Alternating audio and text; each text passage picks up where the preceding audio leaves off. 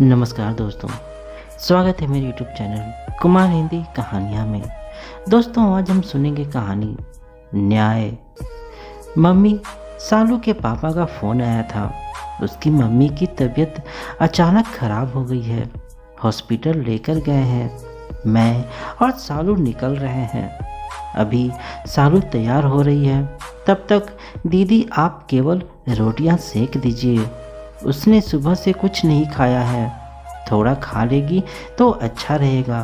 अपनी माँ के कमरे में आकर राहुल ने बहन लीला से कहा, अरे बेटा, हॉस्पिटल लेकर गए हैं ना तो ठीक हो जाएंगी।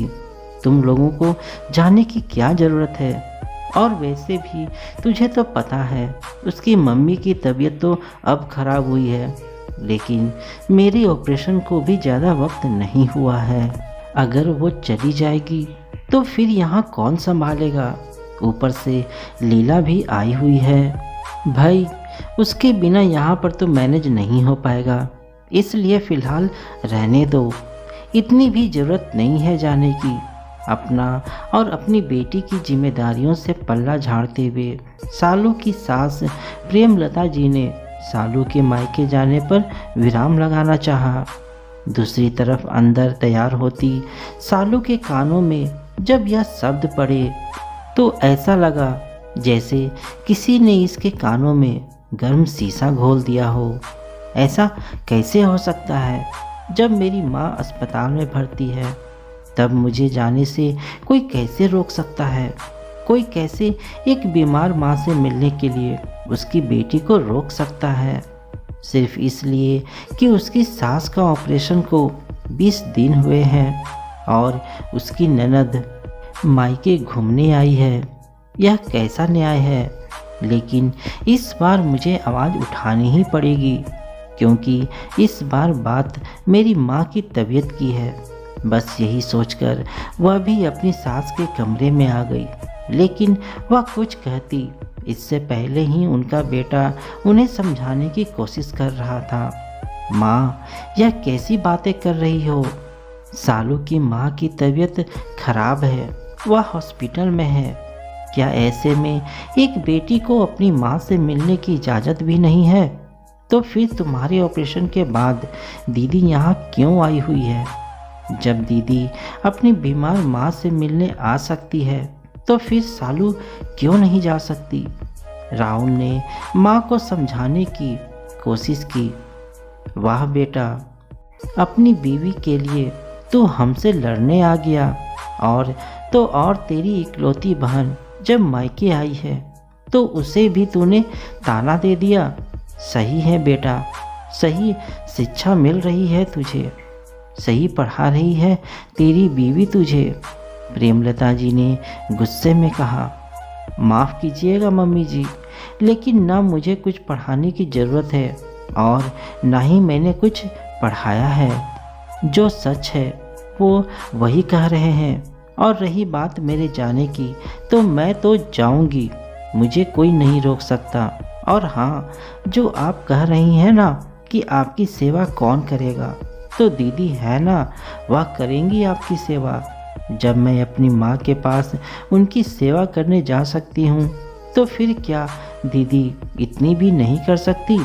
वैसे आपको याद दिलाना चाहूँगी मम्मी जी कि जब मेरी बिट्टू पैदा हुई थी तब मेरी सिजेरियन डिलीवरी हुई थी और 20 दिन बाद दीदी की नॉर्मल डिलीवरी।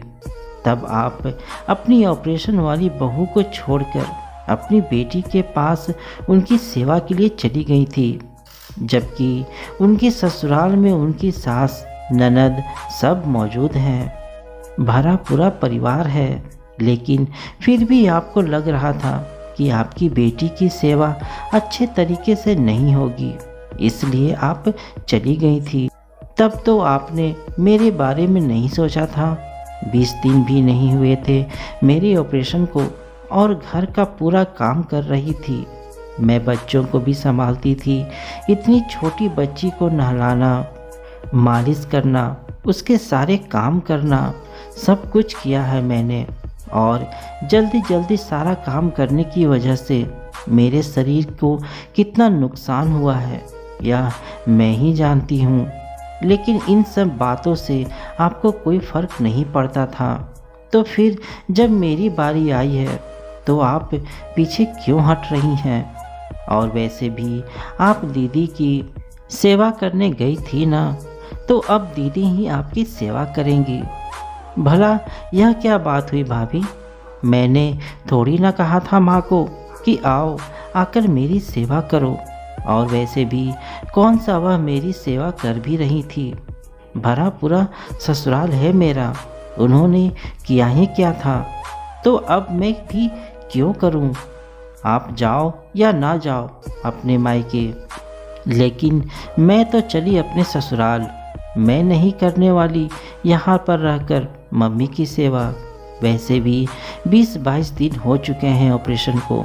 अब मम्मी अपना काम खुद कर सकती हैं। बाकी काम के लिए माला आंटी है ना, थोड़ी ज़्यादा पैसे दे दीजिए उनको तो खाना भी बना देंगी मम्मी और भाई के लिए। बड़े ही भद्दे तरीके से ननद लीला ने अपना पल्ला झाड़ दिया, जिसे देखकर अब प्रेमलता जी की आंखें भी भर आई थी।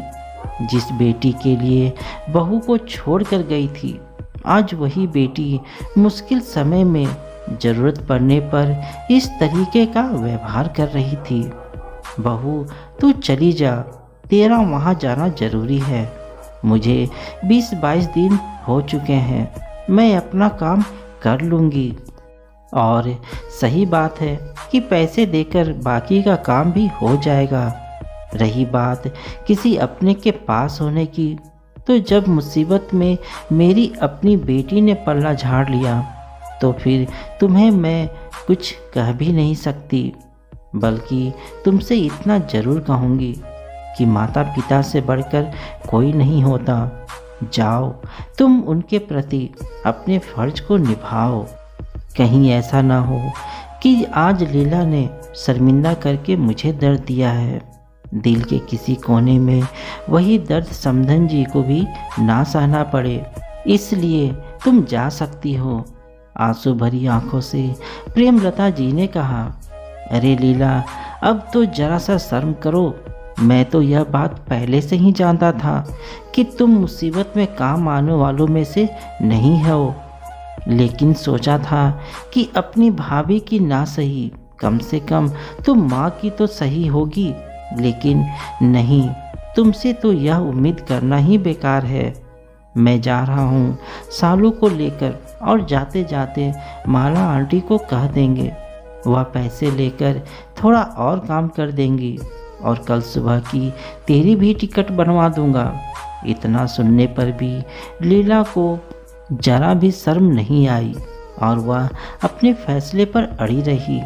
लेकिन दूसरी तरफ सालू एक बार फिर से अपने दोनों परिवारों के बारे में सोचने लगी। सुनिए, ऐसा करते हैं, दीदी का टिकट कल दोपहर का बनवा दीजिए और आप सुबह तक मुझे छोड़कर वापस आ जाइएगा।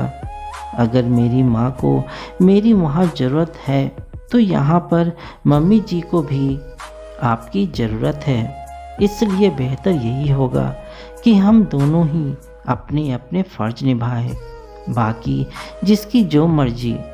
इतना कहकर सालू और राहुल दोनों चल पड़े अपना अपना फ़र्ज पूरा करने। तो दोस्तों, आपको यह कहानी कैसी लगी मुझे कमेंट में ज़रूर बताइएगा। चैनल में नए हैं तो चैनल को सब्सक्राइब और वीडियो को लाइक ज़रूर दीजिएगा। धन्यवाद दोस्तों।